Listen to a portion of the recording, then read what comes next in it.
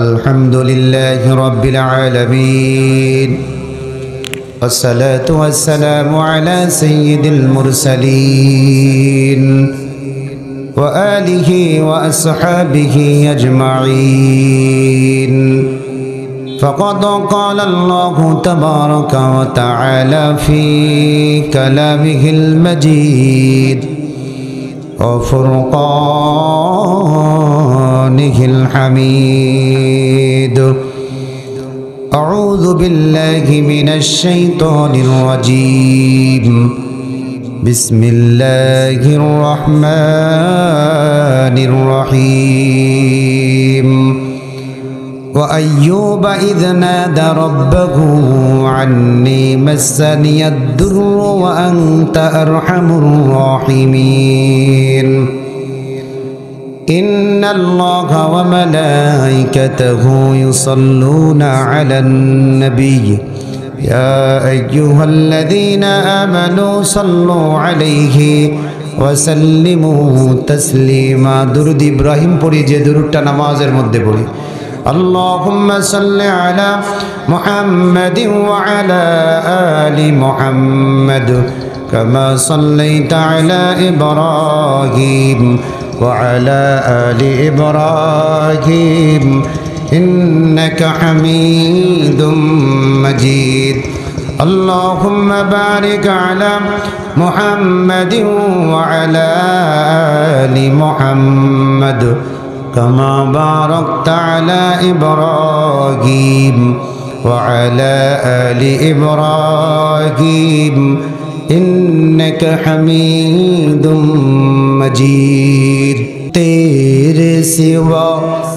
महबूब हकीकी कोई नहीं है कोई नहीं तेरे सिवा मौजूद हकीकी कोई नहीं है कोई नहीं यादों में तेरे सबको भुला दो कोई न मुझको याद रहे सब खुशियों को आग लगा दो खाना ये दिल आबाद रहे अब तो रहे बस तादम आखिर अब तो रहे बस तादम आखिर बिरदे जुबा आए मेरे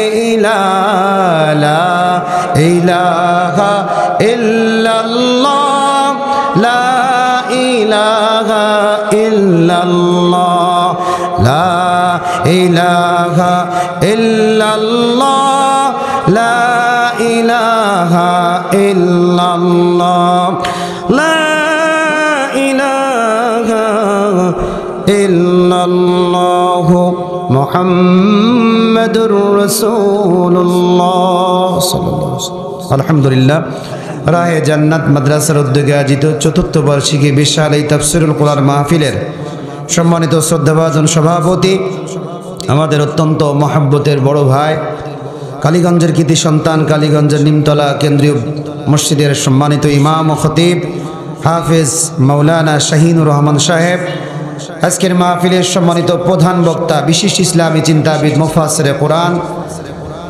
আমার বন্ধুবর হযরত মাওলানা মুফতি দেলোয়ার হোসেন মাইজি সাহেব এবং এতক্ষণ পর্যন্ত আপনাদের সামনে অত্যন্ত সুন্দরভাবে আলোচনা করেছেন আত্মার তৃপ্তি দিয়েছেন বিশিষ্ট ইসলামী চিন্তাবিদ মুন্সি মোহাম্মদ আব্দুল সালাম খতিব উপজেলা পুরাতন জামে মসজিদ হরিণাকুণ্ড সার্বিক ব্যবস্থাপনায় আমার শ্রদ্ধাভাজন ব্যক্তিত্ব হযরত মাওলানা মোহাম্মদ মাহফুজুর রহমান সাহেব এছাড়াও উপস্থিত সকল ওলামা একরাম সামনে উপস্থিত অত্র এলাকা থেকে আগত বৈবিধ্য বয়োজ্যেষ্ঠ গানবিদ্ধ দাড়িপাকা পিতৃসমতুল্য মুরব্বিয়ান ইকরাম আশেপাশে দায়িত্বরত কর্তব্যরত প্রশাসনের ভাইরা পর্দার অন্তরের অবস্থানরত সতী সদবা সর্বগুণে গুণান্বিত আমার মা ও বোনেরা সবাইকে অন্তরস্থল থেকে আন্তরিক মোবারকবাদ ও শুভেচ্ছা জ্ঞাপন করছি। সর্বপ্রথম মালিকের দরবারে শুকরিয়া আদায় করি যে মহান রব্বুল আলামিন আপনাকে আমাকে দুনিয়াবী সমস্ত রকম কাজকর্ম থেকে জুদা করে, মুক্ত করে, মেহেরবানি করে, মহাব্বত করে, ভালোবেসে এ জান্নাতের বাগান তথা কোরআন সুন্নাহর মজলিসে আসবার এবং বসবার ব্যবস্থা করে দিয়েছেন। সেই মহান মালিকের দরবারে হৃদয়ের সবটুকু আবেগ আর অনুভূতি উজাড় করে দিয়ে শুকরিয়া আদায় করি। সকলে জবান খুলে বলি আলহামদুলিল্লাহ। যে মালিক আপনাকে আমাকে এখানে আসার সুযোগ দান করেছেন, সেই মালিক চাইলে আপনাকে আমাকে এই মুহূর্তে কবরের মধ্যেও রাখতে পারতেন। কত গোলামকে আল্লাহ তাআলা আজকে কবরে পাঠাই দিয়েছেন, অনেককে হাসপাতালে শোয়ায় রাখছেন। আল্লাহ তাআলা আমাকে আপনাকে সেই জায়গা থেকে হেফাজত করে দামি মজলিসের জন্য দামি বান্দা হিসেবে এই মুহূর্ত গ্রহণ করেছেন। আচ্ছা বলেন, কোরআনুল কারীমের মাহফিল এটা দামি মজলিস নাকি অদামি মজলিস? সবাই একটু আওয়াজ দিয়ে বলেন না। এই জবান দিয়েছেন কে? আল্লাহর দেওয়া জবান দিয়ে যদি একটু কথা উচ্চস্বরে নাই বলতে পারলাম, তাহলে জবান থাকার চাইতে না থাকাটাই ভালো। আল্লাহ তাআলা এটাই তো মনে করবেন। জবান দিয়েছেন আল্লাহ তাআলা ভালো কামের জন্য, জবান বন্ধ করার জন্য না। যেখানে বন্ধ করার দরকার সেখানে বন্ধ করা, কিন্তু যেখানে জবান খোলার দরকার সেখানে জবান খুলে দিয়ে মালিকের পক্ষে সাক্ষ্য প্রদান করা। যখন আপনার জবান দিয়ে মালিকের পক্ষে সাক্ষ্য প্রদান করা হবে, কিয়ামতের ময়দানে এক একটা সাক্ষী হইতে পারে আপনাকে আল্লাহ তাআলা জান্নাতে যাওয়ার মাধ্যম বানাই দেবেন ইনশাআল্লাহ। ঠিক কিনা বলেন? এই জন্য জবান খুলবেন। আর এখন তো জবান খুলিতে কোনো সমস্যা নাই। আগে তো মাহফিলগুলোতে ভয়ের একটা ব্যাপার স্যাপার ছিল, এখন তো আর ভয় নাই। জবান খুলে খুলে কথা বলবো, মালিকের পক্ষেই বলবো, তো আমার জবানের হক আদায় হয়ে যাবে। আল্লাহ তাআলা কবুল করুন, সকলে বলি আমিন। সম্মানিত উপস্থিতি, আমি সরাসরি আমার আলোচনার মধ্যে চলে যাই। ভূমিকার সামনে রেখে বা ভূমিকার ভিতরে কোনো কথা না বলি, সরাসরি সামনে যায়। দেখেন, আল্লাহ রাব্বুল আলামিন জমিনের মধ্যে আমাকে আপনাকে প্রেরণ করছেন, সব কিছু অনুগত করছেন। আল্লাহ তাআলা আমাকে এমন কিছু বিবেক বুদ্ধি দান করছেন, ভালো মন্দ জানার মতো মানসিকতা আল্লাহ তাআলা আমাকে দান করছেন। আমি একটু দুনিয়াবি কিছু বিষয় দিয়ে আপনাদেরকে একটু বুঝাই, তাহলে বোঝাটা সহজ হবে। খুব খেয়াল করে শুনি। মনে করেন আমার কাছে মোবাইলের ভিতরে আমার বিকাশ অ্যাকাউন্টে 20,000 টাকা আছে, আমার রিচার্জেবল মনে করেন 1,000 টাকা আছে। আমি আপনাকে দিয়ে বললাম আমার 20,000 টাকা আছে, আমার 1,000 টাকা আছে, আমার নেট ভরা আছে, 4G বা 5G নেট আছে। আপনার যত ইচ্ছা আপনি টাকা তুলেন, আপনি খরচ করেন, আপনি নেট চালান, আমি আপনাকে 1 ঘন্টার জন্য দিয়ে দিলাম। যদি আমি দিয়ে দিই অ্যান্ড্রয়েড একটা ফোন কাউকে দিয়ে দিই, লোকটা যদি অন করার সময় দেখে এটা লক করা, আদৌ কি এই লক খোলা ব্যতীত সে আমার টাকা, আমার নেট, এটা কি এই সেবা সে নিতে পারবে? টস দিয়ে বলেন পারবে? পারবেন। অথচ কিন্তু সব কিছু আছে, আমার অর্থ আছে, কথা বলার মতোও টাকা আছে, আমার 4G নেট কানেকশনও আছে, এরপরও আপনি ব্যবহার করতে পারবেন না। কেন? কারণ আমার ফোনটা লক করার পাসওয়ার্ড প্রয়োজন। কথা বলেন ঠিক কিনা? তো আল্লাহ তাআলা আমাকে আপনাকে জমিনের মধ্যে সব কিছুর জন্য একেবারে উন্মুক্ত করেই দিয়েছেন। আপনি আল্লাহর বিধান মানবেন, বিধান মানার মতো মানসিকতা সবকিছুই দান করছেন। আমার আপনার কষ্ট হয়, আমি পারবো না, এমন কোন বিধান আল্লাহ তাআলা জমিনে কোনো মানুষের জন্য দেন নাই। সুবহানাল্লাহ। মানুষের উপযোগী করে আল্লাহ তাআলা জমিনের মধ্যে আমাকে দান করছেন। সুতরাং আমাকে আপনাকে এটা চিন্তা করতে হবে যে আমাকে তো সবকিছুই আল্লাহ তাআলা দান করছেন, কিন্তু আমি পারি না। কেন পারি না? তার অর্থ হলো কলবের মধ্যে লক পড়ে গেছে।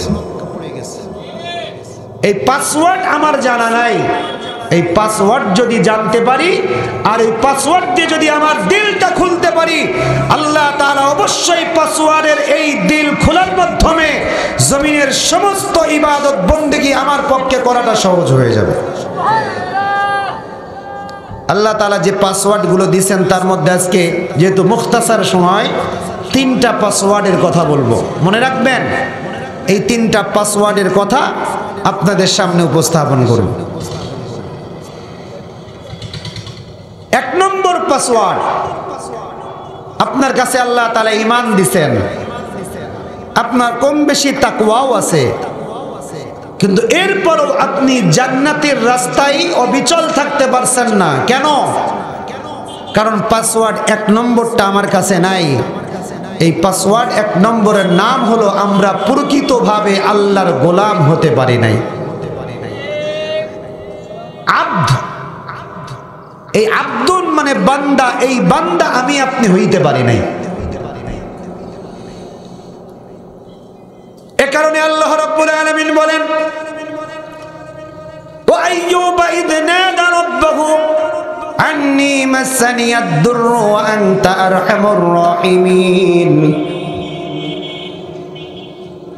আমার বন্ধুরা, আল্লাহ রাব্বুল আলামিন ডেকে ডেকে বলে দিতেছেন, এই পৃথিবীর গোলামের দল, আমি আমার পয়গম্বর আইয়ুব আলাইহিস সালাতু ওয়াস সালামকে যত কষ্ট দিয়েছি, কষ্ট দিয়ে জমিনের মানুষকে আমি একটা শিক্ষা বার্তা দিয়েছি। কেমন শিক্ষা আল্লাহ তাআলা আমাদের জন্য বরাদ্দ করেছেন? হযরতে আইয়ুব পয়গম্বরকে আল্লাহ তাআলা বছরের পর বছর ধরে তাকে অসুস্থতায় ফেলে রাখছেন। একটা দুইটা দিন নয়, কোন কোন বর্ণনায় 18 বছর পর্যন্ত সে অসুস্থতার মধ্যে রয়ে গেছে। আল্লাহ রাব্বুল আলামিন 18 বছর পর্যন্ত আইয়ুব পয়গম্বরকে অসুস্থতায় ফেলে রাখছেন, কিন্তু আল্লাহ তাআলা এমন একটা পর্যায়ে আইয়ুব পয়গম্বরকে দান করলেন, যেই সময় এলাকার মানুষগুলো আইয়ুব পয়গম্বরকে দূর দূর করে তাড়িয়ে দিতে চায়, বিবি রহিমাকে ডাক দিয়ে বলে, এই রহিমা, তুমি তোমার স্বামীকে নিয়ে অন্যত্র চলে যাও, কারণ তোমার স্বামীর দেহ থেকে পচা দুর্গন্ধ, এই দুর্গন্ধ যখন আমাদের নাকে লেগে যায় আমরা এলাকায় টিকতে পারি না। যাও যাও, তোমার স্বামীকে নিয়ে অন্যত্র যে চলে যাও, আমাদের এলাকার মধ্যে তোমার থাকার কোনো অনুমতি নাই। আল্লাহ তাআলা রহিমাকে এত বেশি স্বামী অনুগত করে দিয়েছেন, পৃথিবীর জমিনে এমন কিছু বিবি আল্লাহ তাআলা কোন মানুষকে দান করেন যে স্বামী কষ্ট হলেও স্বামীর কষ্ট সহ্য করে নাই। কথা বলেন ঠিক কিনা? কিন্তু জমিনের মধ্যে এমন কিছু বিবি আছে, স্বামী যদি অর্থবিত্তশীল হয়ে যায়, স্বামীর পাশে বিবি সব সময় আঠার মতো লেগে থাকে, কিন্তু স্বামীর অর্থ যদি খোয়া হয়ে যায়, নষ্ট হয়ে যায়, বিবি দেখবেন মুহূর্তের মধ্যে তার রূপ চেঞ্জ করে ফেলে। কথা বলেন ঠিক কিনা? কিন্তু বিবি রহিমা এমন কোন স্ত্রী না, স্বামী যখন অর্থবিত্তশীল ছিলেন তখনও যেমন ছিলেন, স্বামী এখন অসুস্থ হয়ে গেছেন, বছরের পর বছর ধরে সে অসুস্থ, কিন্তু বিবি রহিমার ভিতরে কখনো স্বামীর প্রতি যে ভক্তি আর শ্রদ্ধা ছিল, বিন্দু পরিমাণ তার ভক্তি আর শ্রদ্ধা কমে নাই। সুবহানাল্লাহ ওয়া বিহামদিহি। রহিমা তার স্বামীকে নিয়ে অন্যত্র চলে গেলেন, কিন্তু আল্লাহ তাআলা তাফসীরে কাবীরের মধ্যে লিখছেন, আল্লাহ তাআলা হযরতে আইয়ুব পয়গম্বরের জন্য দুইজন বন্ধুর ব্যবস্থা করে দিয়েছেন। এই দুইজন বন্ধু এমন দুইজন বন্ধু যে দুইজন বন্ধু পালাক্রমে হযরত আইয়ুব পয়গম্বরের খেদমত করেছেন। সকালবেলা একজন বন্ধু আসছেন, বিকাল পর্যন্ত খেদমত, আর সন্ধ্যাবেলা একজন বন্ধু এসে গভীর রজনী পর্যন্ত খেদমত করে গেছেন, কিন্তু মুখ দিয়ে জবান দিয়ে কখনো টো শব্দ করে নাই। হযরতে আইয়ুব পয়গম্বর এই তিনজনের খেদমত নিয়ে বছরের পর বছর বিছানার মধ্যে শোয়া আছে।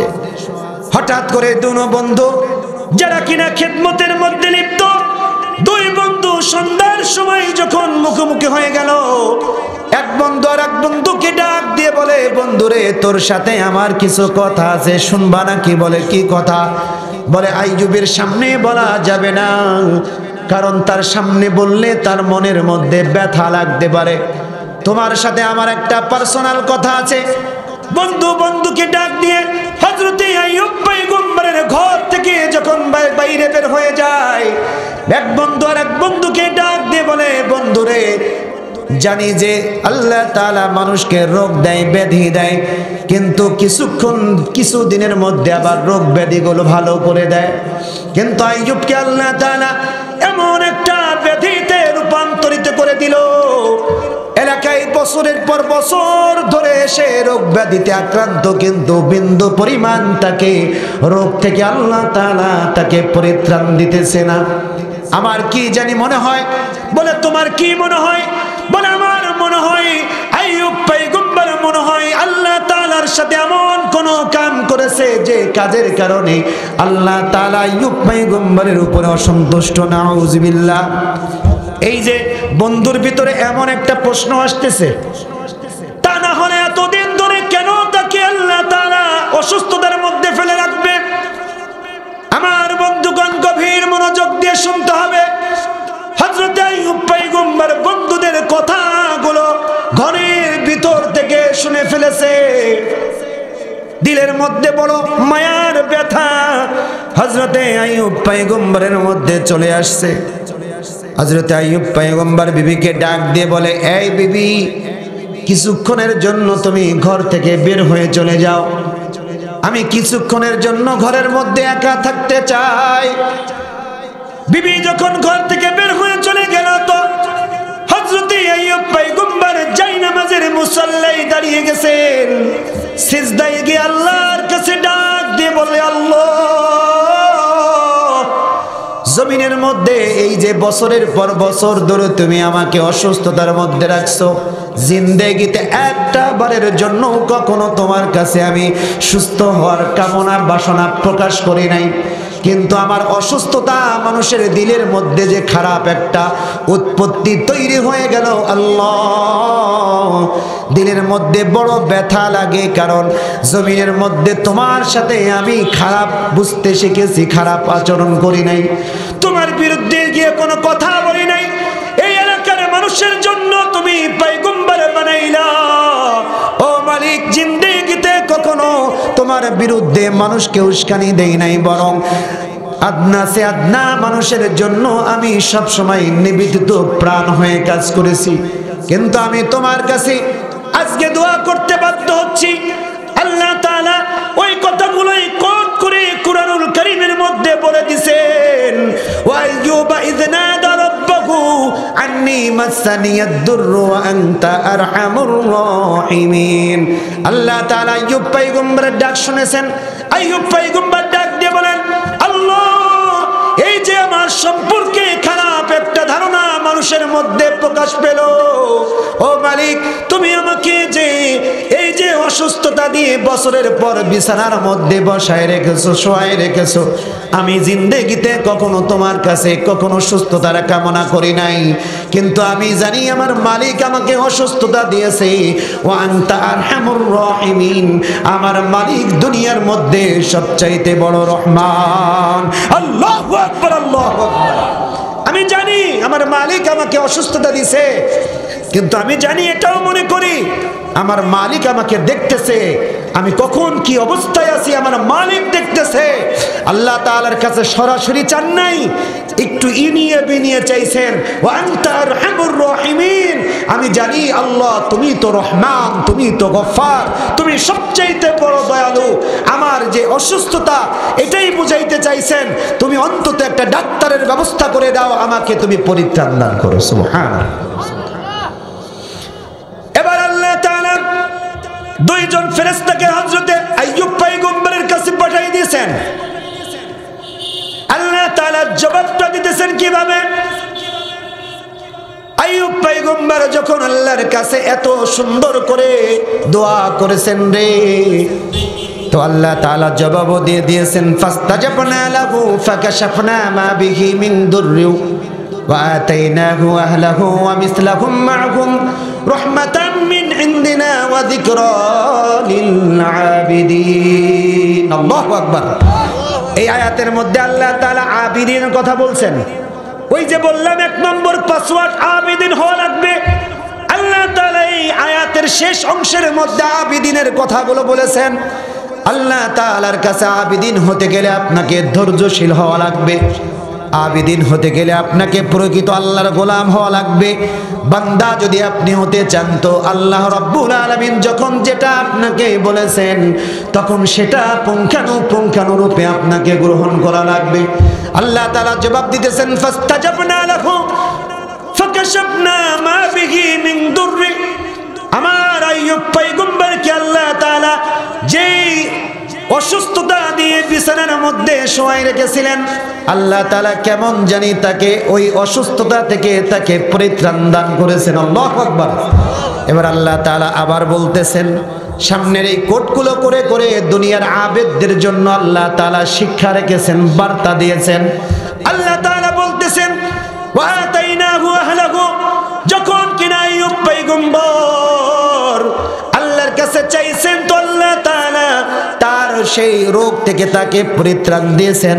দুইজন ফেরেশতা যখন আইয়ুব পয়গম্বরের ঘরের মধ্যে পাঠিয়ে দেওয়া হলো, আইয়ুব পয়গম্বর ডাক দিয়ে বলেন, তোমরা কারা জিন্দেগিতে তোমাদেরকে দেখি নাই।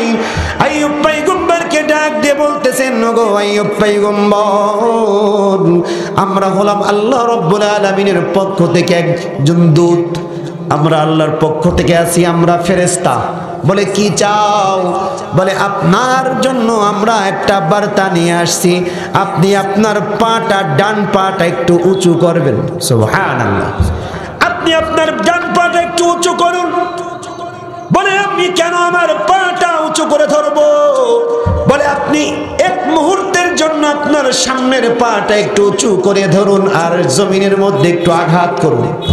আল্লাহ তাআলা এটাও বলে দিয়েছেন, উরকুদ বিরিজলিকা হাদা মুগতাসালুম বারিদুন ওয়া শারাব। সুবহানাল্লাহ। হে নবী পয়গম্বর, আপনি আপনার পাটা একটু উঁচু করবেন। আল্লাহর পয়গম্বর আইয়ুব যখন পাটা উঁচু করলেন, আবার জমিনের মধ্যে যখন ফেলে দিয়েছেন তো আল্লাহ তাআলা বারিদু ওয়া শারাব, ঠান্ডা শরাব আর নহরের ব্যবস্থা আল্লাহ তাআলা সাথে সাথে তিনি করে দিয়েছেন। সুবহানাল্লাহ। হযরত আইয়ুব পয়গম্বরকে ফেরেশতারা ডাক দিয়ে বললেন, আয় আইয়ুব পয়গম্বর, আপনার জন্য আল্লাহ তাআলা যে নহরের ব্যবস্থা করে দিয়েছেন এটা এমনি এমনি করে নাই। এই নহরের ব্যবস্থা করে দিয়েছেন, এটা আপনার জন্য শরাব খানার উপযুক্ত, আর আপনি এটা পান করবেন, আবার এটা দিয়ে আপনি একটু গোসল করবেন। আইয়ুব পয়গম্বর একটু খাইলেন। তাফসীরে তাওজীহুল কোরআনের মধ্যে আসছে, হযরত আইয়ুব পয়গম্বর যখন কিনা এই পানিটা তিনি পান করলেন, সাথে সাথে তার দেহ থেকে যেই পোকাগুলো ছিল মুহূর্তের মধ্যে পোকাগুলো দেহ থেকে সব বের হয়ে চলে যাইতে লাগলো। আল্লাহু আকবার, আল্লাহু আকবার। আল্লাহ তাআলা আবার বলে দিয়েছেন ওই যে ফেরেশতার মাধ্যমে, ও পয়গম্বর, আপনি এই পানি দ্বারা আপনার শরীরের মধ্যে ছিটায় দেন। যখন কিনা আইয়ুব পয়গম্বর এই শরীরের মধ্যে তার এই পানিগুলো যখন ছিটায় দিয়েছেন, গোসল করে নিয়েছেন, আল্লাহ তাআলা গোসল করার সাথে সাথে তার সৌন্দর্য 18-20 বছরের যুবকের মধ্যে তার যৌবন তার সৌন্দর্য ফেরত দিয়েছে। সুবহানাল্লাহ ওয়া বিহামদি। তিনি যে এখন যেই বয়সের মধ্যে উপনীত, আল্লাহ তাআলা তাকে সেই 25 বছর 20 বছর যুবকদের যেই সৌন্দর্য আর যৌবন আল্লাহ তাআলা আইয়ুব পয়গম্বরকে তেমন ভাবে সৌন্দর্য ফেরত দিয়েছেন। তাফসীরের মধ্যে আসছে, দুনিয়ার জমিনে আল্লাহ তাআলা বড় বড় সৌন্দর্য আল্লাহ তাআলা দান করছেন 3 জন নবীকে। তার মধ্যে 1 নম্বর সুন্দরের অধিকারী জনাবে মুহাম্মদুর রাসূলুল্লাহ সাল্লাল্লাহু আলাইহি ওয়াসাল্লাম। 1 নম্বর কে বলেন? মুহাম্মদুর রাসূলুল্লাহ সাল্লাল্লাহু আলাইহি ওয়াসাল্লাম। 2 নম্বর হযরত ইউসুফ আলাইহিস সালাতু ওয়াস সালাম। আর 3 নম্বর হযরত আইয়ুব আলাইহিস সালাতু ওয়াস সালাম। আল্লাহ তাআলা তাকে এত সৌন্দর্য দান করেছিলেন। হযরত আইয়ুব পয়গম্বর যখন গোসল করে ওখান থেকে যখন বের হইতেছেন, বিবি রহিমা ঘরের ভিতরে বসা, তো একজন যুবক আসতে দেখে সাথে সাথে ঘুমটা টেনে দিস, কারণ চিনতে পারে নাই। ডাক দিয়ে বলে, এ যুবক, তুমি কেন ঘরের মধ্যে প্রবেশ করছো? তোমাকে কখনো এখানে দেখি নাই। হযরত আইয়ুব পয়গম্বর ডাক দিয়ে বলে, রহিমা, দেখো নাকি এক মুহূর্তের জন্য তোমার নজরটা আমার নজরের উপরে ফেলাও। হযরতে বিবি রহিমা যখন নজরটা তার যুবকের নজরের মধ্যে ফেলাইছে তো ডাক দিয়ে বলে, আমার স্বামীর যৌবন বয়সের চেহারার সাথে তোমার চেহারার মিল পাওয়া যায়। আল্লাহ তাআলার পয়গম্বর হযরতে আইয়ুব আলাইহিস সালাতু ওয়াস সালাম ডাক দিয়ে বলে, ওগো প্রাণের বিবি আমার, আমি যে আইয়ুব আল্লাহ তাআলার পয়গম্বর, আল্লাহ তাআলা আমার জন্য এমন একটা নহরের ব্যবস্থা করে দিয়েছে, এমন একটা সুন্দর শরাবের ব্যবস্থা করে দিয়েছে যেটা পান করেছি তো আল্লাহ তাআলা দেহ থেকে সমস্ত কীড়া মাকড়াগুলো বের করে দিয়েছেন। এটাকে যখন গোসল করেছি তো আল্লাহ তাআলা আমাকে আমার যৌবনের সৌন্দর্য ফেরত দিয়েছেন। বিবি, আমি তো অন্য কেউ নই, আমি হইলাম তোমার স্বামী হযরতে আইয়ুব পয়গম্বর। সুবহানাল্লাহ বিহামদি। আল্লাহ তাআলা এই যে তার আহালকে ফেরত দিয়েছেন, আল্লাহ ওটাই বলতেছেন, ওয়া আতাইনাহু আহলাহু ওয়া মিসলাহুম মা'হুম। আল্লাহ তাআলা তাকে সবকিছু ফেরত দিয়েছেন, তার পরিবারকে ফেরত দিয়েছেন। ওয়া মিসলাহুম মা'হুম, আল্লাহ তাআলা ওয়া মিসলাহুম মা'হুম এর তাফসীরের মধ্যে মুফাসসিরিন ইকরামরা বলেন, আল্লাহ তাআলা তাকে ডাক দিয়ে বললেন, ও আইয়ুব পয়গম্বর, আপনি আসমানের দিকে তাকান। আইয়ুব পয়গম্বর আসমানের দিকে তাকালেন, বলে আবার জমিনের দিকে তাকান, বলে জমিনের দিকে তাকাইলাম। সাথে সাথে বলে ডান দিকে একটু বারের জন্য নজর দেন। যখন ডান দিকে নজর দিলেন তো দেখতে পাইলেন আল্লাহ তাআলা আবার জিজ্ঞাসা করেন, ওগো আইয়ুব পয়গম্বর, আপনি ডান দিকে কি দেখতে পান? বলে ডান দিকে আমি একটু খাবার দেখতে পাই, জব দেখতে পাই। আবার আপনি আসমানের দিকে তাকান, আবার তাকাইছে জমিনের দিকে আপনি নজর করুন, আবার জমিনের দিকে নজর করছে, বলে আবার একটু তাকান ডান দিকে, বলে কি দেখতে পান? বলে জবগুলো কেমন জানি রূপায় পরিণত হয়ে গেছে। আল্লাহু আকবার। আবার বলে আপনি আসমানের দিকে তাকান, তাকাইছে, আবার বলে জমিনের দিকে তাকান, তাকাইছে, বলে বাম দিকে একটু তাকান, বাম দিকে তাকাইছে, দেখো গম দেখা যায়। আবার ডাক দিয়ে বলে, ওগো আইয়ুব পয়গম্বর, আবার আপনি আসমান আর জমিনের দিকে একটাবার লক্ষ্য করেন, এরপরে আপনি আপনার নজরটা বাম দিকে ফেলান। যখন বাম দিকে নজরগুলো ফেলাইছেন তো ডাক দিয়ে বলে কি দেখতে পান? বলে গমগুলো আমি স্বর্ণে রূপান্তরিত হয়ে গেছে, এটাই দেখতে পাই। আল্লাহু আকবার। আল্লাহ তাআলা আইয়ুব পয়গম্বরকে স্বর্ণ রূপা দিয়ে তাকে ভরে দিয়েছেন। আল্লাহু আকবার। আল্লাহ তাআলা এই যে উপঢৌকন আইয়ুব পয়গম্বরকে দান করা হলো, আইয়ুব পয়গম্বরের কাছে যখন স্বর্ণের ছোট্ট ছোট্ট ঝিঝি পোকার মতো এক একটা পোকার মতো স্বর্ণের জিনিস দেওয়া হলো, এটা দূরে দূরে চলে যায়, বাতাসের মতো উড়ে উড়ে চলে যায়। তো আইয়ুব পয়গম্বর খুঁটে খুঁটে ওটাকে এক জায়গায় করে। আল্লাহ তাআলা ডাক দিয়ে বলে, এই আইয়ুব পয়গম্বর, আপনাকে এত স্বর্ণ আমি দান করলাম, আপনাকে এত রূপা আমি দান করলাম, এরপরেও কি আপনার মন ভরে না? আইয়ুব পয়গম্বর ডাক দিয়ে বলে, আল্লাহ আপনি যাই দেন না কেন, ছোট হোক চাই বড় হোক, এটা আমার কাছে সবচাইতে বড় রহমত। আল্লাহু আকবার, আল্লাহু আকবার। আমি সব কিছু নিজের কাছেই রাখতে চাই, কারণ এটা আমার জন্য রহমত। আল্লাহ তাআলা পরের অংশের মধ্যে আবার বলেন, রহমাতাম মিন ইনদিনা ওয়া যিকরা লিল আবিদিন। এটা আল্লাহ তাআলার পক্ষ থেকে যে রহমত আইয়ুব পয়গম্বরের উপরে এসেছে, আল্লাহ তাআলা ওর দিকে ইঙ্গিত করে ডাক দিয়ে বলতেছেন, ওয়া যিকরা লিল আবিদিন। জমিনের মধ্যে যত আবেদ আল্লাহর প্রকৃত গোলাম হইতে পারবে, আল্লাহ তাআলা তাদেরকেও এমন ভাবে সহযোগিতা করবে। সুবহানাল্লাহ ওয়া বিহামদিহি। আপনি যদি গোলাম হতে পারেন, আবেদ হতে পারেন, আবেদের এই পাসওয়ার্ড যদি আল্লাহ তাআলা খুলে দেয়, তাহলে আল্লাহ তাআলার কাছে আপনার কোনো ভয় নাই, ভীতি নাই।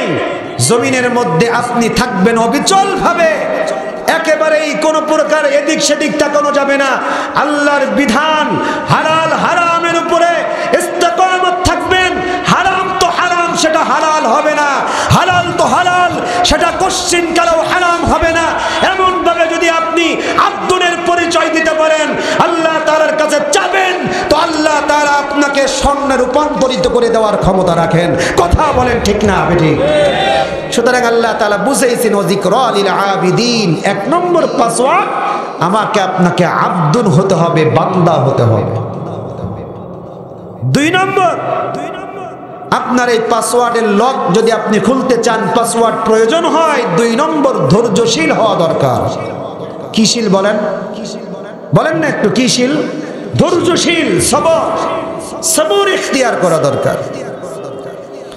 এ কারণে আল্লাহ রাব্বুল আলামিন বলেন, ওয়া ইসমাঈল ওয়া ইদরিস ওয়া দাল কিফলি কুল্লুম মিনাস সাবিরিন।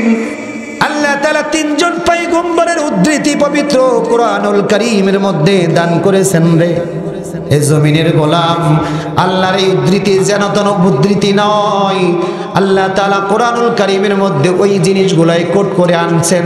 পৃথিবীর জমিনে এমন কিছু ঘটনা ঘটছে, কোরআন নাজিলের পূর্বে সেই আদম পয়গম্বর থেকে মুহাম্মদুর রাসূলুল্লাহ সাল্লাল্লাহু আলাইহি ওয়াসাল্লাম পর্যন্ত এমন কিছু ঘটনার অবতারণা জমিনের মধ্যে হয়েছে, যে ঘটনা আল্লাহর কাছে যদি ভালো লেগে গেছে, তো আল্লাহ তাআলা উম্মতি মুহাম্মাদের জন্য শিক্ষা দেওয়ার জন্য এটা কোরআনের মধ্যে কোট করেছে। সুবহানাল্লাহ। এ কারণে আল্লাহ তাআলা 3 জন যে নবীর কথা বলছেন, ইসমাঈল, ইদ্রিস, জালকিফিল, এই যে 3 জনের ব্যাপারে আল্লাহ তাআলা বলছেন জমিনের মধ্যে কুল্লুম মিনাস সাবিরিন, এই মানুষগুলা জমিনের মধ্যে সবরকারীদের অন্তর্ভুক্ত। কেমন সবরকারী? ধৈর্যশীল। হযরত ইসমাঈল আলাইহিস সালাতু ওয়াস সালামকে হযরত ইব্রাহিম পয়গম্বর ডাক দিয়ে বলে, এ বেটা, আমি স্বপ্নে দেখলাম আল্লাহ তাআলা আমার কাছে নির্দেশনা দিয়েছে যে আমি তোমাকে যেন জবাই করতেছি। ইন্নী আরা ফিল মানাম আন্নী আযবাহুকা ফানজুর মাযা তারা। আমি স্বপ্নে দেখলাম আমি তোমাকে জবাই করতেছি। আর ইব্রাহিম পয়গম্বর শুধু নয়, পৃথিবীর জমিনে নবীরা যখন স্বপ্নে দেখে, নবীদের স্বপ্নগুলো হয় এক প্রকার ওহী। কথা বলেন ঠিক কিনা? নবীদেরকে শয়তান কখনো স্বপ্ন দেখাইতে পারে না, নবীদেরকে বিভ্রান্ত স্বপ্ন দেখানো সম্ভব না। আল্লাহর পয়গম্বর হযরত ইব্রাহিম আলাইহিস সালাতু ওয়াস সালাম স্বপ্নে দেখলেন, তার সন্তানের কাছে ডাক দিয়ে বলে, কলিজার টুকরা সন্তান রে, আমি স্বপ্নে দেখলাম আমি তোমাকে জবাই করতেছি, এই ব্যাপারে তোমার মতামত পেশ করো। সাথে সাথে ইসমাঈল আলাইহিস সালাতু ওয়াস সালাম ডাক দিয়ে বলতেছেন, আপনাকে আল্লাহ তাআলা যে নির্দেশনা দান করেছেন, আপনি সেই নির্দেশনাই পালন করুন, আপনি আমাকে সবরকারীদের অন্তর্ভুক্ত পেয়ে যাবেন। সুবহানাল্লাহ। এই যে সবরকারী, ধৈর্যশীল, এটা একটা পাসওয়ার্ড। যদি আমি আপনি ধৈর্যশীলতার পরিচয় দিতে পারি, তাহলে জমিনের মধ্যে আল্লাহ তাআলা আমার আপনার জান্নাতে যাওয়ার রাস্তা আরো সহজ করে দিবেন। ধৈর্যশীল হওয়া, জমিনের মধ্যে ধৈর্যশীল হওয়ার প্রবণতা আমাদের মধ্যে খুবই কম। আমার পাওয়ার আছে, আমার ক্ষমতা আছে, তো আমি অন্যায়কে সাপোর্ট করে যারা অন্যায় করলো তাদেরকে ছেড়ে দিলাম, আর যারা কিনা বাদী পক্ষ তাদেরকে ধরে ধরে মামলা দিয়ে জেলখানায় ঢুকাই দিলাম। কারণ আমার পাওয়ার আছে, আমার ধৈর্যশীলতা নাই। পাওয়ার আছে তো পাওয়ার খাটাইলাম। এই পাওয়ার খাটানোর সময় এটা আল্লাহ তাআলা জমিনের মধ্যে আপনাকে দেন নাই, বরং জমিনের মধ্যে আমাকে আপনাকে পাঠাইছে আল্লাহর বিধানগুলো ধৈর্যশীলতার সাথে পালন করে জমিন থেকে বিদায় নেওয়া। কথা বলেন ঠিক না বেঠিক? সুতরাং আমরা আজকে কি দেখতেছি? উল্টা দেখতেছি। আমার পরের আলোচক তো আরো গরম আলোচনা করে, তার কাছ থেকে শুনবেন। আমি তো গরম আলোচনা তেমন একটা করতে পারি না, এখন করিও না। এই জন্য বলি, আমাদের ভিতরে ধৈর্যশীলতার পরিচয় আনা। আপনি একজন বন্ধুর সাথে কোথাও ঘুরতে যাবেন, ইবাদতের বেলায় ধৈর্যশীলতার পরিচয় দেওয়া। বন্ধু নতুন মোটরসাইকেল কিনছে, বন্ধু চল না একটু ওই যে কাশীপুর রেল স্টেশন থেকে ঘুরে আসি। ইতিমধ্যেই আসরের আজান দিছে, বন্ধু বলতেছে আসরের আজান দেয়, নামাজটা পড়ে যায়। আরেক বন্ধু বলতেছে নামাজ তো পরেও পড়তে পারবো, আগে চলো যায়। এই যে আপনি ধৈর্যশীলতার পরিচয় দিলেন না, আপনি বন্ধুর কথায় একেবারে মুজে গিয়ে আসরের নামাজ কাজা করে আপনি রেল স্টেশনের ওখানে ঘোরাঘুরি করতেছেন, আপনি অধৈর্যতার পরিচয় দিয়েছেন। আল্লাহ তাআলা এই জায়গায় এই ধৈর্যশীলতার কথা বলতেছেন। কুল্লুম মিনাস সাবিরিন। আল্লাহর হালাল হালাল হারামের ব্যাপারে যে হুদুদগুলো আছে, এর ব্যাপারে আমার আপনার ধৈর্যশীলতার পরিচয় প্রদান করা, অধৈর্য না হওয়া। দেখবেন আল্লাহ তাআলা আমাকে আপনাকে প্রিয় বান্দা হিসেবে কবুল করবেন। সর্বশেষ 3 নম্বর পাসওয়ার্ড, প্রকৃতভাবে ঈমানদার হওয়া এবং ঈমানদার এমন ভাবে হওয়া, আল্লাহর বিধান যখন যেভাবে আসবে সেভাবেই মেনে নেওয়া। আর এটার কারণ হচ্ছে এমন ভাবে মেনে নেওয়া যে ভুল হলে সাথে সাথে ইস্তেগফার করা। তাহলে এক কথায় বলতে পারি ইস্তেগফার করা। যখন আপনি ইস্তেগফার করবেন আল্লাহ তাআলা আপনার জিন্দেগির মধ্যে বরকত দান করবেন। সুবহানাল্লাহ বলেন। আমার বন্ধুগণ, আল্লাহ রাব্বুল আলামিন হযরত ইউনূস আলাইহিস সালাতু ওয়াস সালামের ঘটনা পবিত্র কোরআনুল কারীমের মধ্যে বর্ণনা করেও কিন্তু ইস্তেগফার আর আল্লাহর কাছে প্রকৃত ঈমানদার হওয়ার কথাগুলো কোট করেছেন। আমি ওই দিকে লম্বা ইতিহাসের দিকে যাব না। হযরত ইউনূস আলাইহিস সালাতু ওয়াস সালাম রাগ করে যখন তার এলাকা ছেড়ে চলে যায়, যখন কিনা একটা নদী পার হতে যায়, জাহাজের মধ্যে ওঠে, জাহাজের মধ্যে ওঠার পরে নদীর পানিগুলা উল্টা পাল্টা হইতেছে। মানুষগুলো মনে করতেছে হয়তো বা জাহাজের মধ্যে মাল বেশি হয়ে গেছে গা, মালগুলো নদীর মধ্যে ফেলাই দেওয়া হলো, তবুও কিন্তু জাহাজটা থামে না। লটারি করা হলো, মানুষগুলো ফেলতে হবে।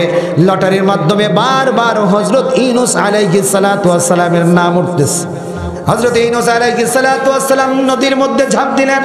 আল্লাহ তাআলার ইশারা, কুদরতি ইশারায় মাছের মধ্যে হযরত ইউনূস পয়গম্বর মাছের পেটের মধ্যে চলে গেছেন। কিন্তু একটা জিনিস মনে রাখবেন, আল্লাহ তাআলা হযরত ইউনূস পয়গম্বরকে মারেন নাই।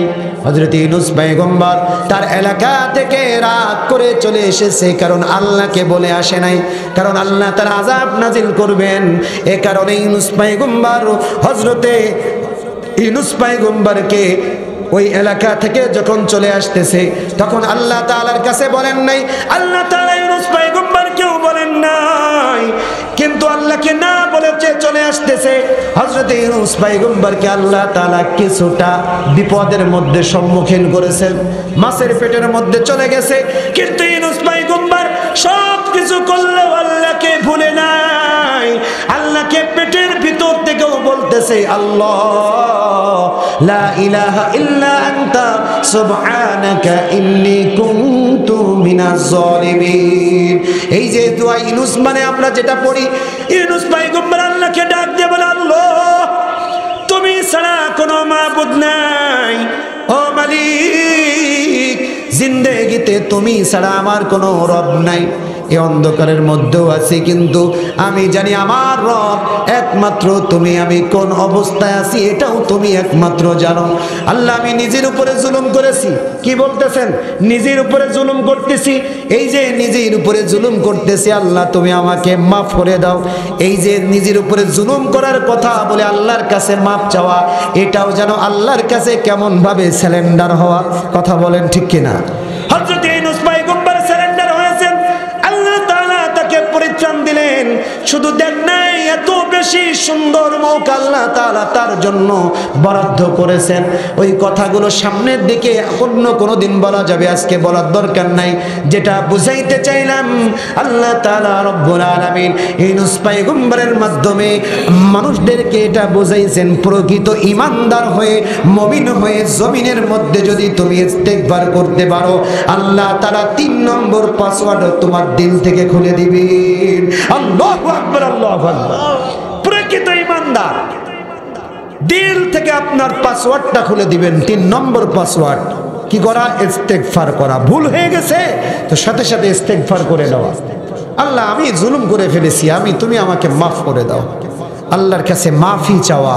যত বেশি আপনি আল্লাহর কাছে মাফি চাবেন, আল্লাহ তাআলা তত বেশি আপনার ইজ্জত সম্মান জমিনের মধ্যে বাড়ায় দিবেন। ভাই, জমিনের মধ্যে মানুষের সবসময় একরকম অবস্থা থাকে না।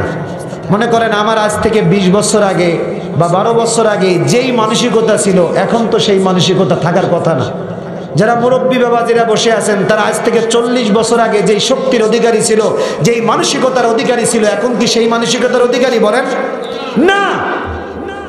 এটা চেঞ্জ হয়, কারণ আল্লাহ তাআলা যুগে যুগে মানুষকে চেঞ্জ করে। এজন্য ধৈর্যশীলতার পরিচয় দেওয়া, প্রকৃতভাবে যদি গুনার কাজ করে ফেলি ইস্তেগফার করা। আমি তো প্রায় সময় বলি, আমি যদি কখনো দেখি যে একটা মানুষের সাথে আমি কখনো খারাপ কথা আচরণ করেছি, আমি তার কাছে যে মাপ চাই। এটা আমি আমার আদত বানাই ফেলছি। সে ছোট হোক চাই বড় হোক, আমি তার কাছে যে মাপ চাই যে ভাই আমার কথাই মনে হয় আপনি ভুল কষ্ট পাইছেন, হইতে পারে, তা আপনি আমাকে মাপ করে দিবেন। আপনি যখন মাপ চাবেন কোনো ব্যক্তির কাছে, যদি ভুল করে থাকেন, আগে যেই রকম ভালোবাসতো তার চাইতে শত শত গুণ বেশি আপনার প্রতি তার ভালোবাসা বেড়ে যাবে। তাহলে আল্লাহর কাছে যদি আপনি ইস্তেগফার করেন, তাহলে আল্লাহ আপনার প্রতি ভালোবাসা বাড়ায় দিবেন। এ কারণেই ইস্তেগফারের মাধ্যমে আল্লাহর কাছে সারেন্ডার করা, আল্লাহর ভালোবাসা আদায় করা। আর একটা জিনিস যার মাধ্যমে আল্লাহর কাছে ভালোবাসা আদায় করা, সেটা হচ্ছে আল্লাহর জন্য, দ্বীনের জন্য নিজেকে তৈরি করা, দ্বীনের জন্য, দ্বীন কায়েমের উদ্দেশ্যে নিজের জান আর মালগুলো জমিনের মধ্যে খরচ করা। এ কারণে আল্লাহর পয়গম্বর বলেন, দ্বীনের জন্য মানুষ যদি দুনিয়ার মধ্যে যারা পরিমাণ যদি খরচ করে, as-sadaqatu tudfiul khatiya kama yudfiul ma'un nar। আল্লাহর পয়গম্বর বলে, এ জমিনের উম্মতের দল, তোমরা যদি যারা পরিমাণ অর্থ যদি দ্বীনের পথে খরচ করো তো কেমন ফজিলত জানোনি? ফজিলতটা এমন, সামান্য পরিমাণ খরচ অর্থ যদি তুমি দ্বীনের রাস্তায় খরচ করে দাও, এই সামান্য পরিমাণ অর্থ তোমার গুনাহগুলোকে মিটায় দিবে। সুবহানাল্লাহ। এটা আওয়াজ দিয়ে বলেন সুবহানাল্লাহ। আল্লাহর পয়গম্বর আবার বলেন, কামা ইউতফিউল মাউন নার, যেমনি ভাবে আগুন, যেমনি ভাবে পানি আগুনকে মিটায় দেয়, পানি যেমনি ভাবে আগুনের উপরে ফেললে আগুন মিটে যায়, ওই রকম ভাবে আপনি যদি সদকা করেন, দ্বীনের রাস্তায় যদি, দ্বীন কায়েমের উদ্দেশ্যে যদি যারা পরিমাণ অর্থ যদি খরচ করেন, তো আল্লাহ রাব্বুল আলামিন ওই অর্থের মাধ্যমে আপনার জিন্দেগির গুনাহগুলোকে ওই আগুনের মতো এমনি ভাবে যেমন মিটায় দিবেন। সুবহানাল্লাহ বিহামদিহি। এই জন্য এখানে যারা উপস্থিত আছেন প্রত্যেক ভাইদের কাছে আমার আহ্বান, এলাকার সন্তান হিসেবে আপনার কাছে আমার একটা দাবি, এই যে রাহে জান্নাত মাদ্রাসা আপনাদের সামনে প্রতিষ্ঠিত হয়েছে, আমাদের সামনেই প্রতিষ্ঠিত, আমি আপনাদের সন্তান হিসেবে বলি, এই মাদ্রাসা চালানোর জন্য কত না কষ্ট করে সহ্য করতে হয়। আমার একটা মাদ্রাসা আছে, আমি জানি, দীর্ঘদিন ধরে পরিচালনার দায়িত্বে, মানুষের মন জয় করে মাদ্রাসা পরিচালনা করা দুষ্কর। এরপরও বিভিন্ন খাতের খরচগুলো আছে, যদি মানুষ যদি তাদের কল্যাণের হাত যদি মাদ্রাসার জন্য বাড়ায় দেয়, এই মাদ্রাসা থেকে যখন এক একটা ছাত্র যখন আল্লাহর জমিনের মধ্যে রক্ত ঢেলে দেওয়ার মতো উপযুক্ত হবে, আল্লাহর দ্বীন প্রতিষ্ঠার জন্য কথা বলবে, জাতির শ্রেষ্ঠ রাহবারে পরিণত হবে, আপনার 10 টাকা দানের ফজিলত বর্ণনা এমন হয়ে যায়, আল্লাহ তাআলা ওই বান্দার জন্য আপনাকেও জান্নাতে গোলাম হিসেবে কবুল করে নিতে পারেন। সুবহানাল্লাহ বিহামদিহি। এই জন্য এখানে অনেক আল্লাহর গোলাম আছে যাদের মা নাই, যাদের বাবা নাই, মা বাবা কবরের মধ্যে ঘুমিয়ে আছেন, বছরের মধ্যে একবারের জন্য মায়ের জন্য দোয়া করতে আপনি পারেন নাই, ভুলে যান, বাবার জন্য দোয়া করতে পারেন নাই, ভুলে যান, কিন্তু আজকে আপনার জন্য দোয়া করতেছি বাজান, আপনাদের যাদের মা বাবা জমিনের মধ্যে নাই,